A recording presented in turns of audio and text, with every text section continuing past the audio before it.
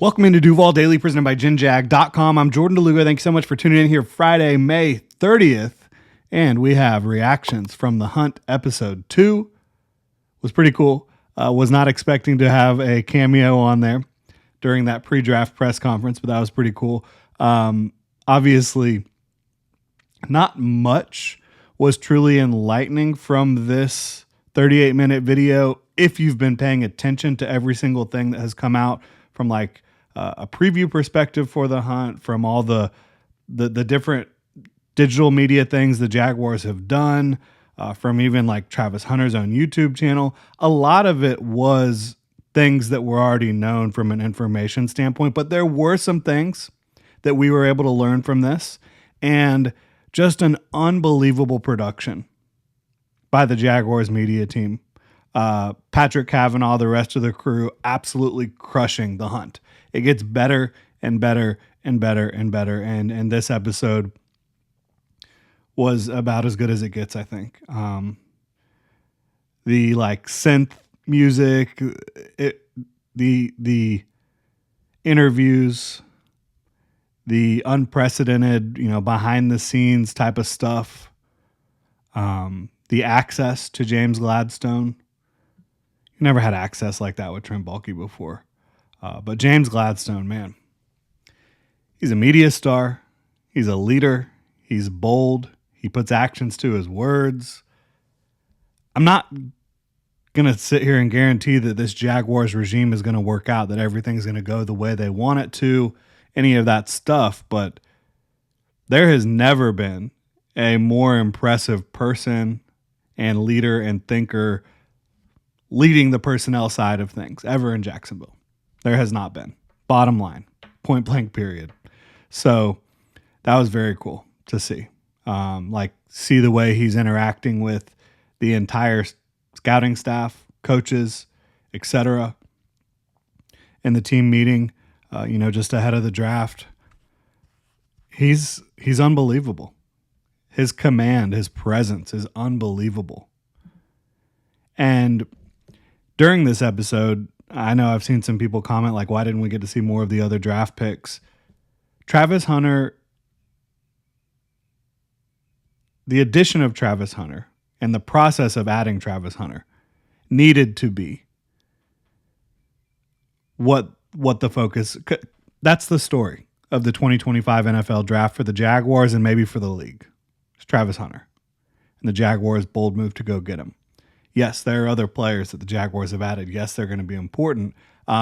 Each of those players has had the opportunity to speak with the media, has had, you've seen little glimpses of the phone calls, all that stuff, and you'll see more of those guys, right? But this episode was about the bet, the conviction that the Jaguars had going to get Travis Hunter. And I thought it was really cool. I loved just going through some of the notes I have here from this episode. I loved the way they were grilling some of the prospects at the combine. And I'm sure there was a lot more that we didn't get to see all of it, right? We just saw a few seconds, but the best to me was by far, you seem to not be remembering a lot of calls. Are you just not interested in football? It's just been a while. I mean, I can't imagine being in that situation, being that player or prospect and, obviously not remembering a lot of stuff. And, Jaguars assistant D-line coach Derek LeBlanc, he's like point blank, are you not interested in football? So they're intense. And we knew that they're looking for people that love the game. You're kind of seeing how one of the ways in which they're able to kind of test how much you love the game. How dialed in on your plays and your calls and your schemes are you? That's one of the ways you figure that out. Some of the shots in those meeting rooms where they're interviewing a prospect, seeing Tony Baselli and Liam Cohen respond and react to some of the questioning, that was pretty priceless. So that was a cool peek behind the curtain. You did get a little bit more insight into the process of trading for Travis. We knew already that the Jaguars had this plan in place for 2 weeks, that they had agreed with the Browns and that they were just waiting for the moment. And we did find out, at least I don't remember hearing this for sure before, but it was James Gladstone's idea initially. The entire crew, the top 3 guys, Liam Cohen, Tony Boselli, James Gladstone, they already loved Travis Hunter, right? They loved him. But it was Gladstone's idea, make a couple calls, see if you can get up to get him, because he's that special of a player. And he is that special of a player in person and leader. So unsurprisingly, it was James Gladstone's idea that got this ball rolling, and his work that got it done. I think the ability, for 2 weeks they knew they were going to do this. The ability to keep it in-house, the tight lips, I love that. And no one knew. There was speculation. Obviously, everybody for a long time was predicting Mason Graham, and understandably so. I was too. He seemed like a fit. He seemed like a high football character, good athlete, big-time interior disruptor, type of player the Jaguars could use for a long time. It made sense, right? I think a lot of people were talking about Genty. He made sense too. But no one makes more sense than the top pick in the draft, the top player in the draft, right?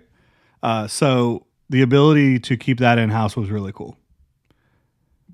Speaks volumes to this organization. We already knew this too, but no one knew what the Jaguars were doing. Like, none of the prospects knew what the Jaguars were doing at all. Hearing what Tet McMillan was saying, has anybody talked to the Jaguars? That was fun. And Ashton Genty, seeing him talk about Maurice Jones-Drew. I'll be pulling for Genty. Such a stud. The Jaguars will be facing him this year with the Raiders. But obviously, at least he's not in the same division. Kid was, born in Jacksonville, was here for a good chunk of his childhood. But yeah. Now, Travis Hunter, they only had one meeting with him. It was at the Combine. And I think that, Boselli was blown away by that Combine interview. He said, the way he communicated with the coaches. You see the video of him coming in and shaking everybody's hand, having that smile on his face, the confidence. And then Boselli talking about, obviously he's an amazing athlete, amazing player, but the level of smarts that he has, I think everyone in that room was really impressed. It was funny kind of seeing Boselli and co waiting on the Titans to make their decision. And Boselli kind of hinted at it. The Titans kind of holding that key is pretty fitting, with Boselli making his first big move as EVP, James Gladstone, Liam Cohen making a big splash, but in order to do it, the Titans have to do what you want them to do and what they're supposed to do, which is to draft a quarterback with the first overall pick.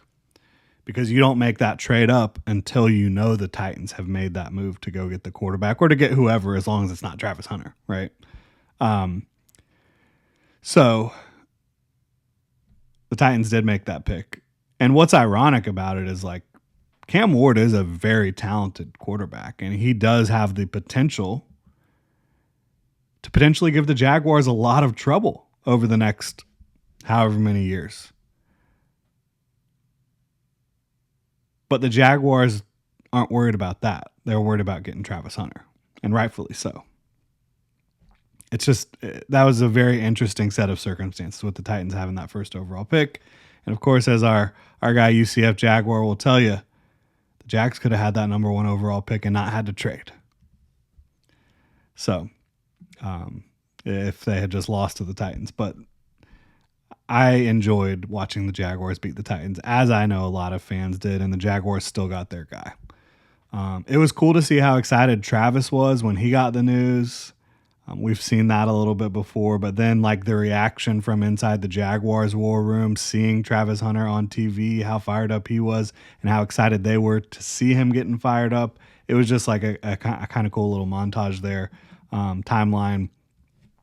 And then very cool seeing Trevor and Travis talk right after the draft. They had known each other a little bit. They had met each other before, so that's going to be a connection that's huge for Jacksonville. Trevor Lawrence and Travis Hunter. So everything after that, I think, has pretty much been well documented. So I'm not going to dive into any of that stuff. But those are the things I kind of took away from this episode of The Hunt.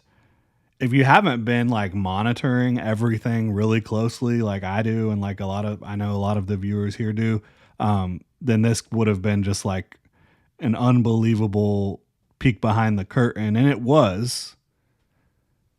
But a lot of the stuff, if you've been paying a lot of attention, you've already seen. Still very impressive production from the Jacksonville Jaguars media team. Unbelievable move by James Gladstone once again. Thought process, actions to words, man. It's really happening around here. It really is. So let me know what y'all think about this episode of The Hunt, what you think about this new Jaguars regime led by those guys at the top three, your head coach, your GM, your EVP. Let me know what you think in the comment section below. If you enjoy the content, please like and subscribe. Y'all have a good one.